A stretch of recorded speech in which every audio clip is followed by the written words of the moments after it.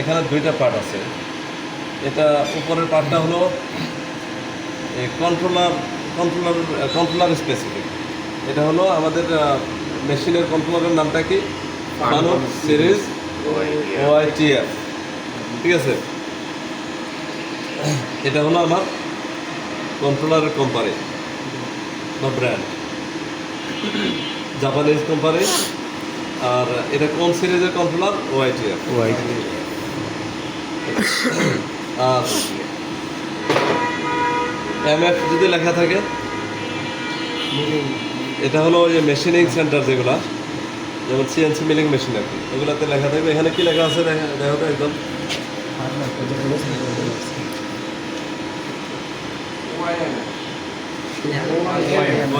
হ্যাঁ, আচ্ছা।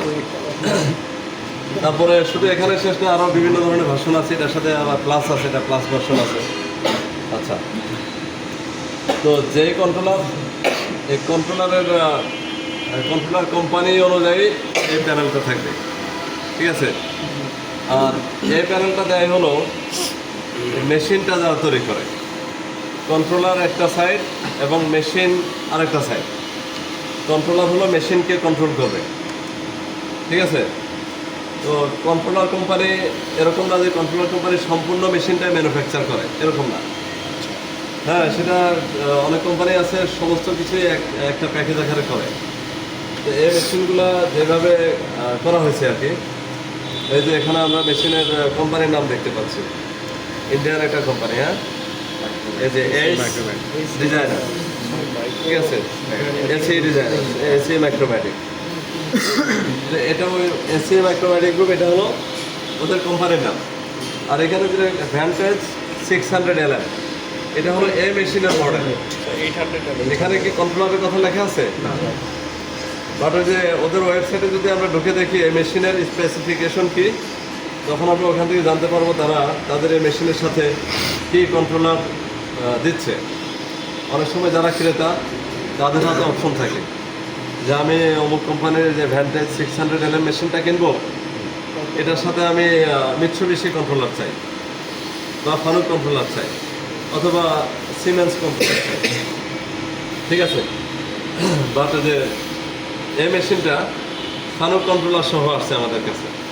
হ্যাঁ, এটা মেশিনের কোম্পানির ওয়েবসাইটে ঢুকলে বোঝা যাবে যে তারা কী কী কন্ট্রোলার ইউজ করে। হতে পারে শুধু ফানুক, হতে পারে তারা আরও বিভিন্ন কন্ট্রোলার দিতে পারে।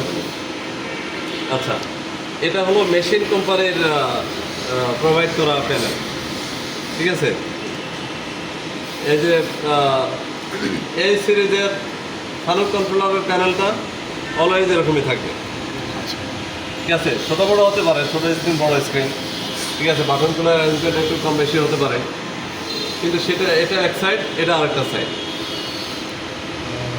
এই যে এখানে যা কিছু আছে,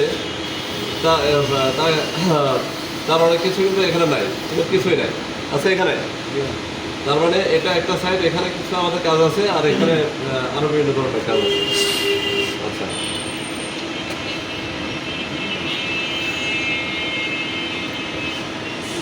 কালকে কি কি দেখানো হয়েছে? সবগুলো বাটনের কোনটার কাজ কিন্তু বলা হয়েছে। তুমি বলো কি কি করানো হয়েছে? কাজ কি এটা মানে যে এখানে কোন নাম্বার চলে আসে, এটা যে এক্সাক্ট মুভ করা যায়, এটা দিয়ে মুভ করা যায়, এটা দিয়ে স্পিড বাড়ানো কমানো যায়, যে কত আরপিএমে চলবে।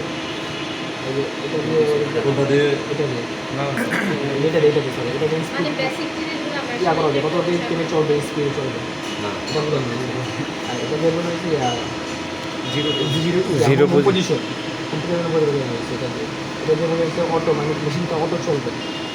এটা হচ্ছে ম্যানুয়ালটা বোঝানো হয়েছে এগুলো। আচ্ছা, অলমোস্ট ঠিক আছে। আরপিএমের যে বিষয়টা, সেটা হলো অ্যাক্সেলেরেটর। ঠিক আছে, স্যার এই স্পিড ওভাররাইড এটা আরপিএমে নাকি স্পিন্ডল স্পিডটা কি? প্রতি মিনিটে স্পিড হতে কতবার ঘুরবে, এটা তো স্পিন্ডল স্পিড নাকি?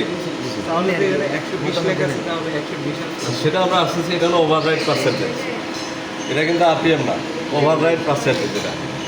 ঠিক আছে, প্রোগ্রামে যদি আমি সেট করে দিই 600 আরপিএমে ঘুরবে, এবং এখানে যদি আমি 100% রাখি, তার মানে 600 আরপিএম যেহেতু বলা আছে 600 আরপিএমে ঘুরবে। যদি আমরা এখানে 50% করে দিই, 50% করে দিলাম, তার মানে হলো 300 আরপিএমে ঘুরবে, তাই না? মানে হলো প্রোগ্রামে যেটা আমি সেট করে রাখলাম সেখান থেকে 50% রিডাকশন হবে। রিডাকশন ঠিক আছে? অর্থাৎ এটার প্রয়োজন হয় অনেক সময়, আমরা ফিজিক্যাল কন্ডিশন বুঝে, জবের কন্ডিশন বুঝে আমরা এটাকে কমাতে পারি বা বাড়াতে পারি, এটার প্রয়োজন হয় অ্যাকচুয়ালি, এই জন্য এটা দেওয়া হয়। একইভাবে র্যাপিড ওভাররাইড, এই যে এখানে বানান লেখা আছে না ওভাররাইড, এখানে জায়গা কমপ্লিটে সংক্ষেপে লিখছে ওভিআর, মানে হলো ওভাররাইড। ওভাররাইড মানে কি, যা আছে সেটা চেঞ্জ করে দেওয়া, এটাই হলো কি ওভাররাইড। আচ্ছা, আমরা সিরিয়াল মোতাবেক আসি। হ্যাঁ,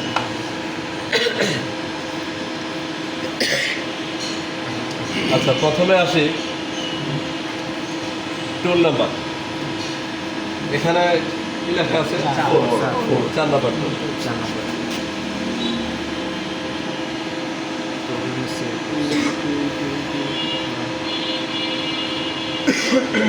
আচ্ছা, এটা হলো 4 নাম্বার টুল।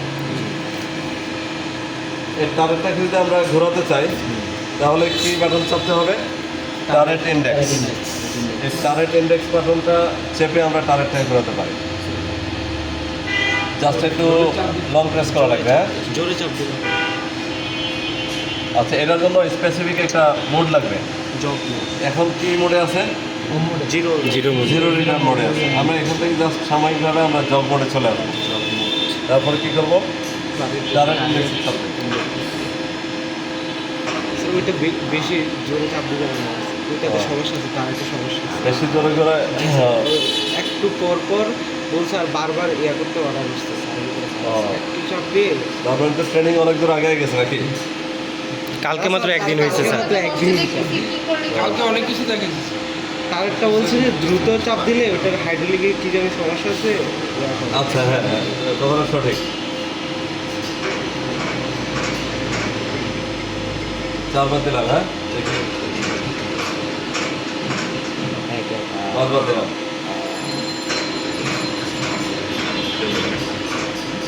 ঠিক আছে, হ্যাঁ লাল আচ্ছা।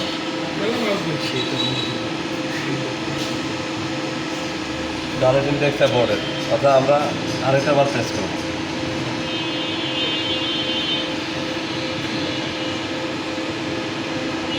রিসেট দেব প্রথমে, তারপর এখানে আরেকটা বার তাকে একটু ট্রিগার করবো। হ্যাঁ, তাহলে অ্যালার্মটা ক্লিয়ার হয়ে যাবে। আচ্ছা, এখন হলো 2 নাম্বার টুল। আচ্ছা, আমরা যেহেতু টুলের টাইপ নিয়ে এখন কোনো আলোচনা করবো না, যে কোন টুলের কী কাজ, কীভাবে টুল চিনতে হয়, ব্যবহার করতে হয়, সেটা নিয়ে আজকে আমরা কথা বলবো না। আপাতত আমাদের কাজের সুবিধার জন্য আমরা একটা টুল সিলেকশন